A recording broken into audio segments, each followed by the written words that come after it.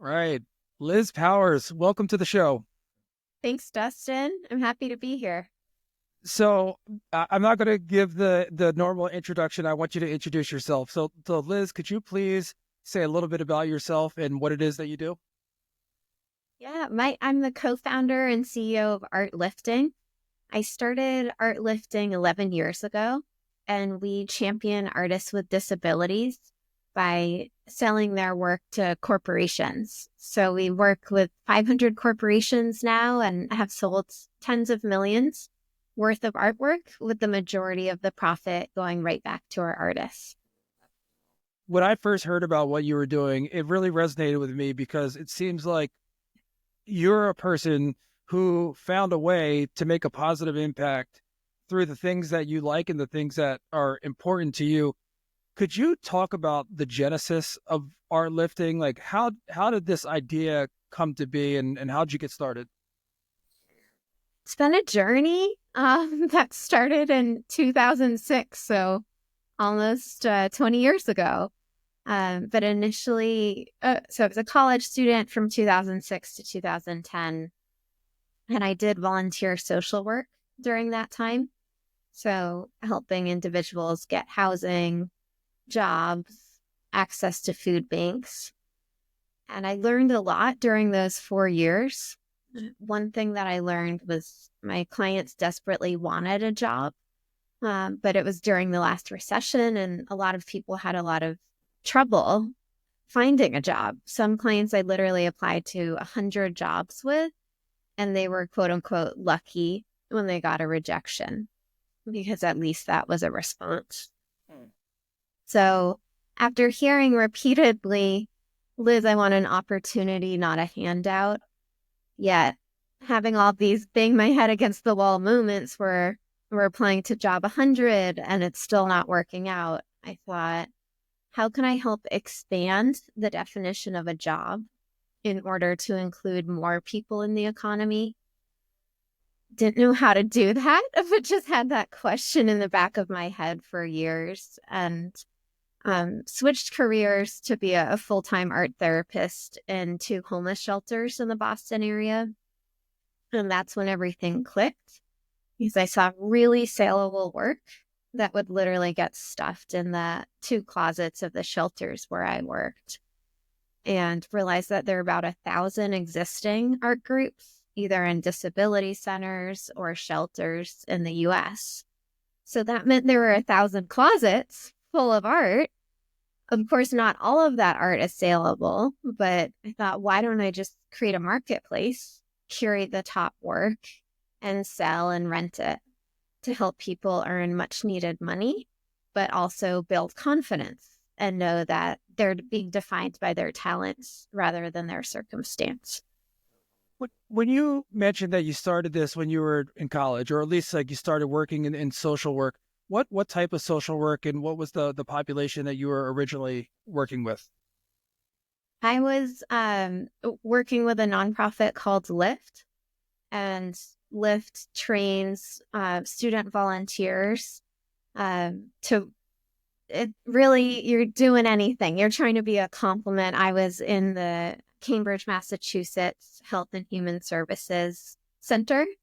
So the full-time career social workers are all there, but they have strict guidelines sometimes of they can only work on Section 8 housing, let's say. But if their client also needs access to a food bank or needs their taxes done for free, or could be a whole range of things, needs help applying to jobs, updating their resume, we would help fill in those gaps. So I'd work with about 5 clients per week for an hour each. And I just, from those amazing people, I learned, both the social workers and my clients, I learned a lot over those 4 years, and could see many gaps in both the system, meaning, Mm-hmm. the economy of all these people want to work but can't find jobs, but also gaps in benefits that are provided. And so I know I may be kind of working backwards here, but we'll circle it's all together. Did you want to go into social work? How did you look at going to college? Like, did you know what you wanted to do, and it was like around giving back or being helpful? Like, how did that come to be? I mean, I was 18, so I definitely didn't know what I wanted to do. I was going to Harvard College, and Harvard Square has a huge homeless population.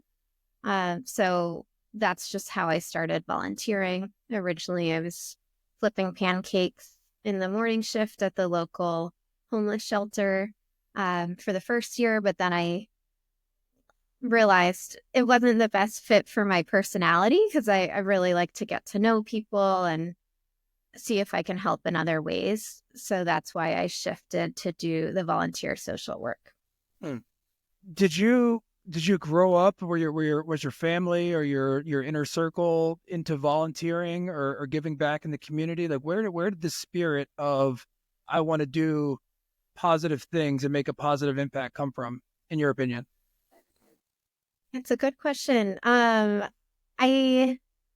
my family's super generous, so I'm sure it came from them. Of I'm really close to my parents and my grandmother, and they're always trying to support other people. So Yeah. I'm guessing that's where it was instilled. To be totally honest, like in high school, I didn't volunteer. I was a three-sport varsity athlete, so I was like kind of on the go all the time. So it was nice um, to make time to give back to the community once I was in college. Yeah, that's amazing. And so when you go to college, you just have if were you still playing sports when you went to college, or just had free time? Yeah, I was a varsity sailor, so that actually was a 40-hour per week commitment. So I still had, quite a big commitment for sports, but in college you have so much less time in classes compared to high school, so I did have free time to be able to volunteer. Yeah, a little bit of bandwidth there. So, okay, so flash forward, you start seeing this need and all of these different um artist skills, and you're like, there's a place for this. Let's go back to that evolution of our lifting and where you really started to gain traction. Because you mentioned like, oh yeah, I see a path, I see a way, and like most entrepreneurs or people that start something, you're like, how hard could it be? And then you find out like, yeah, it's pretty hard. So I'd love to hear the next steps on your journey. Yeah, so when I was running two art groups and shelters, it felt like the most obvious thing to start was an annual art show. So the artists who I worked with were able to sell their work, but also we could collaborate with other art therapists and art programs in the Boston area. I was 22 at the time, so I was very aware of how naive I was. It's my first time running art therapy groups. So when I was starting out, I just ran around Boston, cold emailing anyone who would respond to me who were already art therapists to get their advice of over their 30-year career. What have they learned? What do they recommend I do?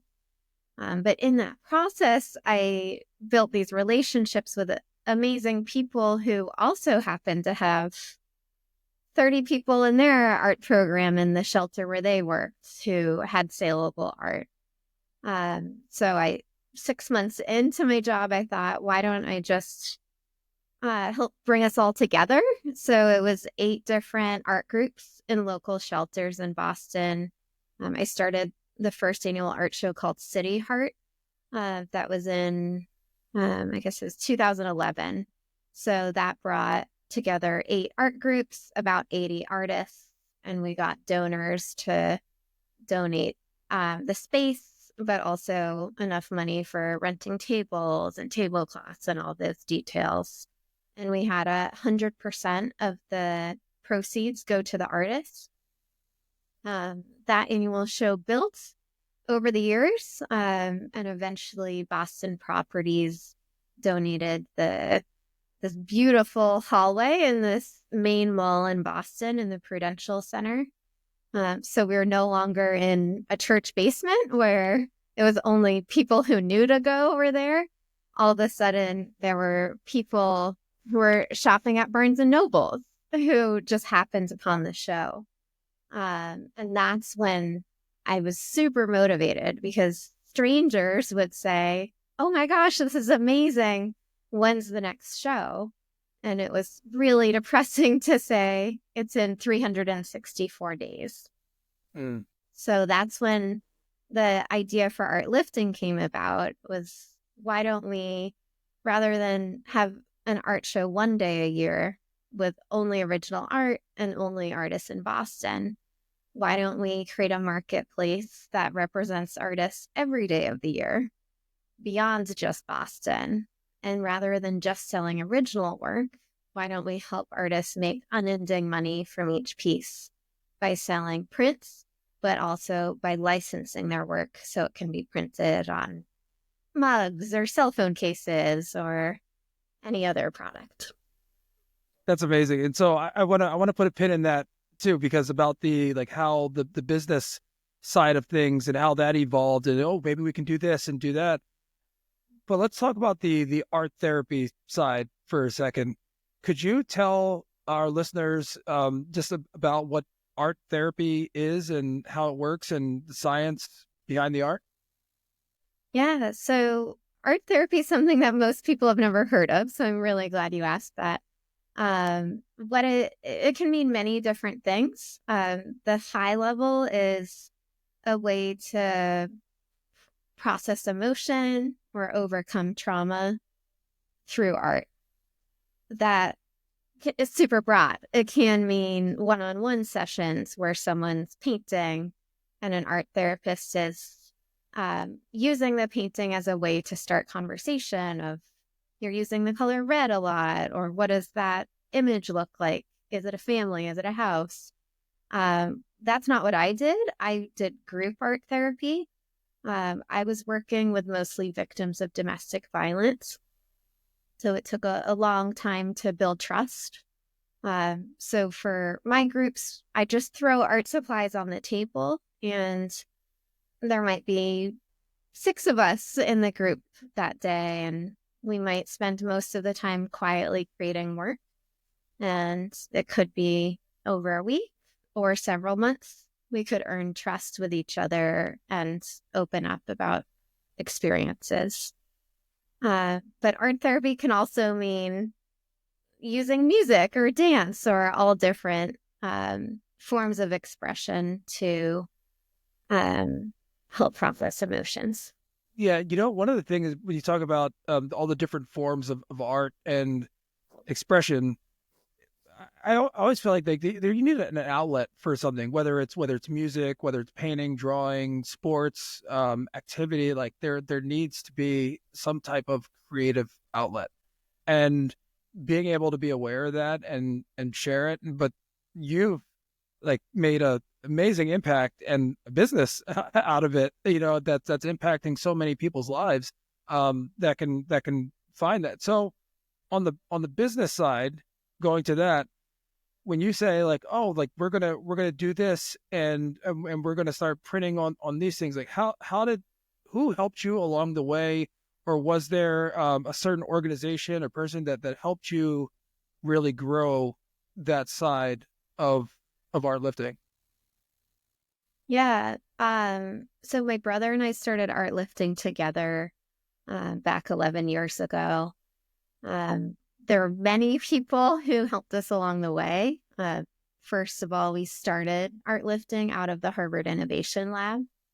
That was an amazing resource. So it was this free space where we could go and sit alongside other entrepreneurs and work on our ventures, and at the water cooler say like, oh my gosh, I need to set up payroll for the first time. Are there companies you use? Like, what do you recommend?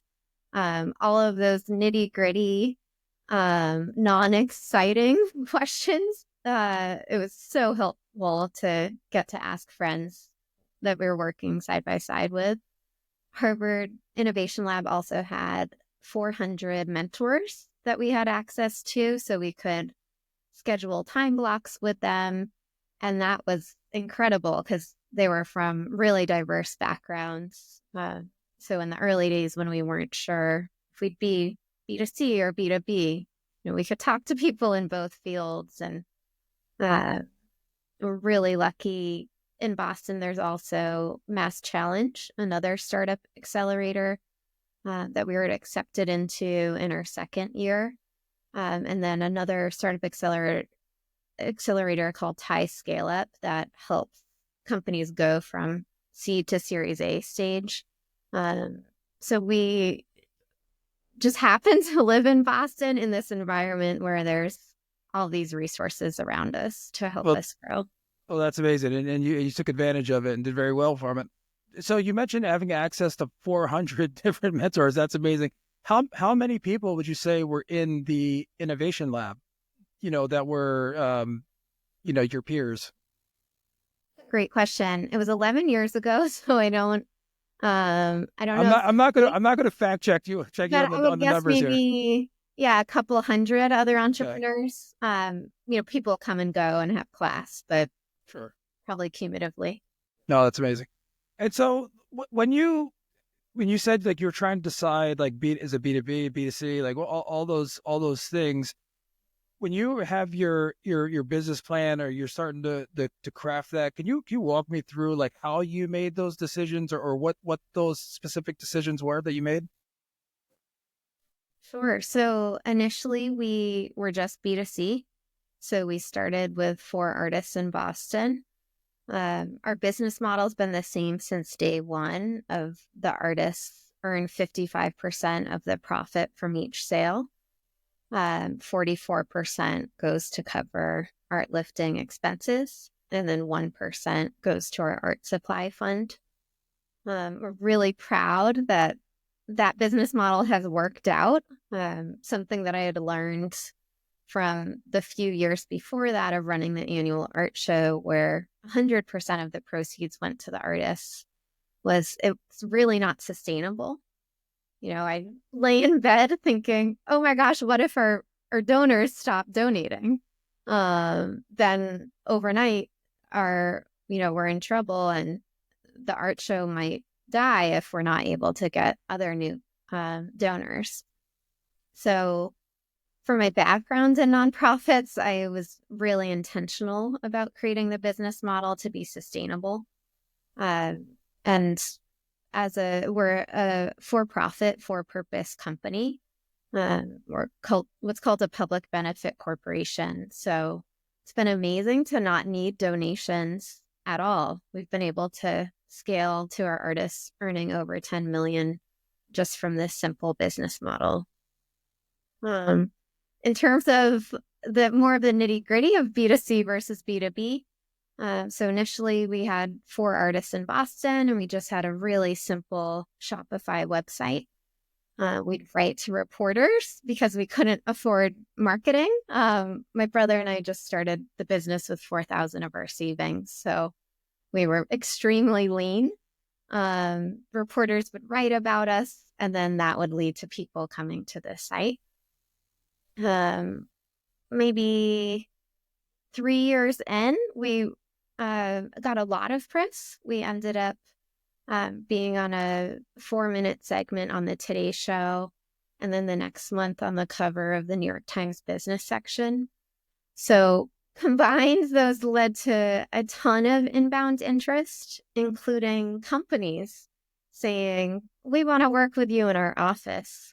And my mom always says, focus on how to work smarter, not harder. As we started working with more and more companies, we realized we can make a much bigger impact on our artists per hour worked if we hyper-focus on B2B rather than B2C. So individuals can still buy from us, but that's not an outbound focus of ours. Yeah. And that makes total sense. And so, you've been doing this for, say 11 years, you said? Is that right? Yeah. So I'm sure you've learned a lot over that time, and you shared some of the things that you have, but are there any like, call them, macro lessons that you've learned over this time, things that you're like, what, this is the big takeaway that I found, and where in the journey was that? I think the biggest lesson is, as much as possible, stay disciplined and focused.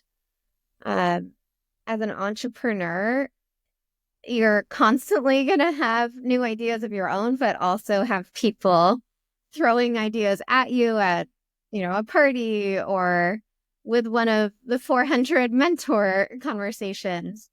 So that's been the through line, is having confidence in, of course, having a level of flexibility, but high level having confidence in the plan that you created and ensuring that you're giving enough time to execute the plan before waffling back and forth to new ideas.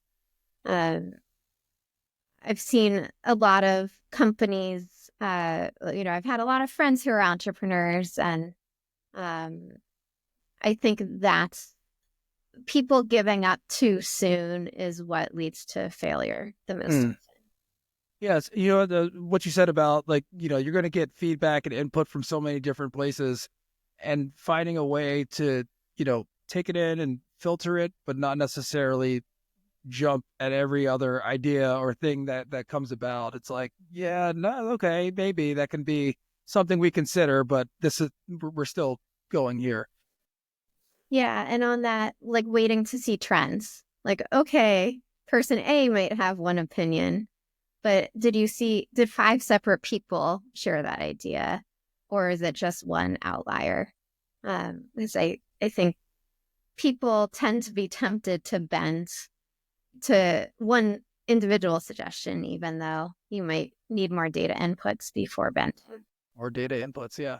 So now that you've seen the impact that you make, and I feel like you're a very kind person. You're very, I know that you're a very empathetic person. So I don't want to say like, oh yeah, I did this, that. You're probably not going to say those things. However, you're making a big impact in a lot of people's lives. And is there, a certain, what do you think has been the biggest impact that you have made and continue to make?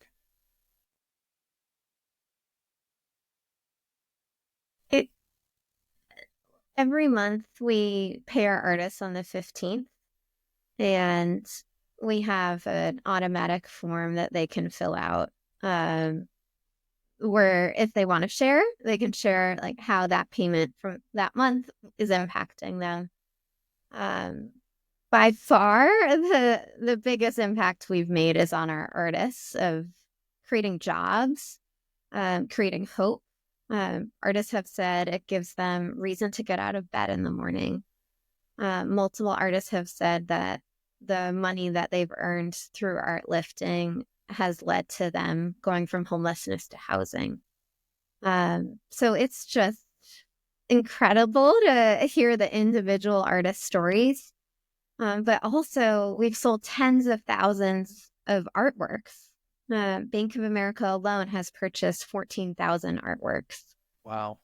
So to think about all of the domino effect impacts of people seeing the art and reading the artist's story next to the art, of, maybe someone was having a bad day and then they read that, and that, gave them some oomph to go after plan B or plan C. So I'm really proud that we're helping change stereotypes about the disability community and help create just a more inclusive world. That is, well, not just that, but what you and your brother, and I know it's a community effort, so there's a lot of different people involved. Not only are you doing something that's incredibly impactful for those lives, but you mentioned the domino effect and what that means to other people. And that's why I'm so happy and appreciative for you sharing this time today to share this, because, there is a way to do good and do well, to do something that you enjoy doing, that helps other people, that lifts other people, and, is a benefit to society. So I just want to say thank you for joining us today, and thank you for everything that you do. I'm going to share your contact information and everything in the show notes. But before we take off, is there anything you want to leave our guests with? Well, if you'd like to support our mission, we'd love to have you. Our website is artlifting.com, and there's a contact form on there.